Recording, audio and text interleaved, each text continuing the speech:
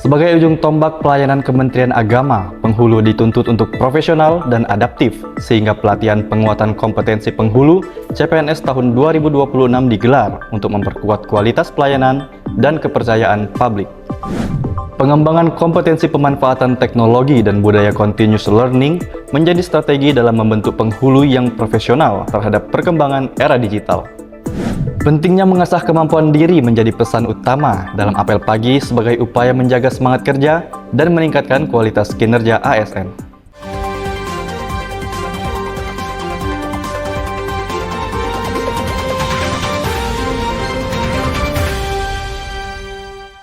Assalamualaikum warahmatullahi wabarakatuh.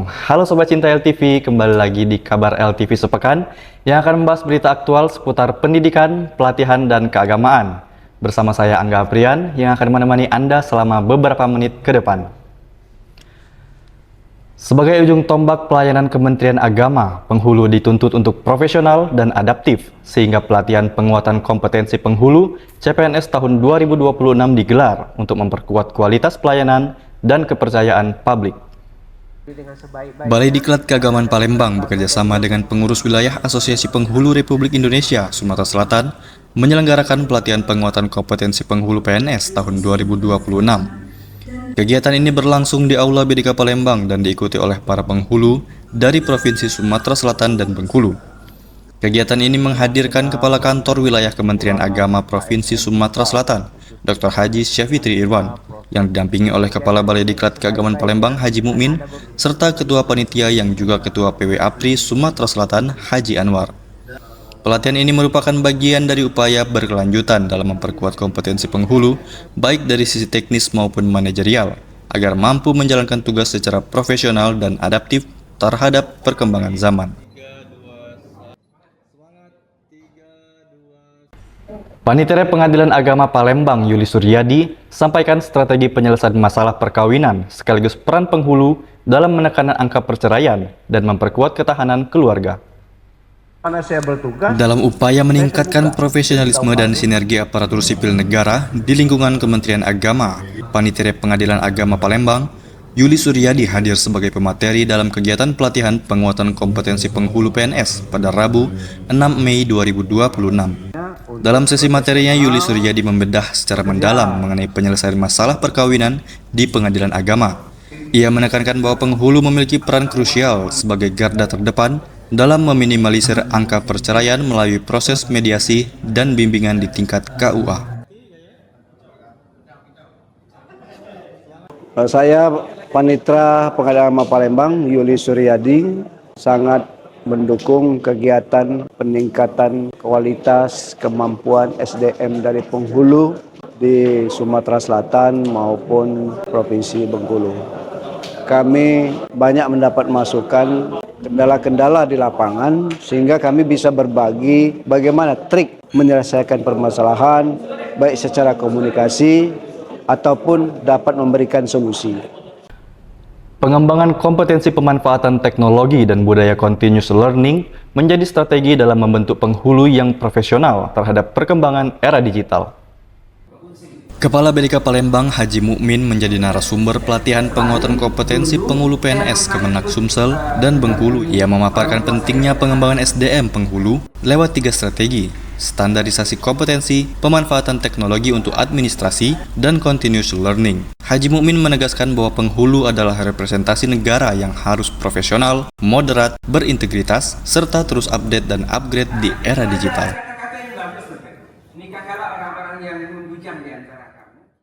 Penguatan kemampuan praktik akad nikah dan rujuk menjadi materi pada pelatihan penghulu agar pelayanan keagamaan kepada masyarakat berjalan sesuai ketentuan.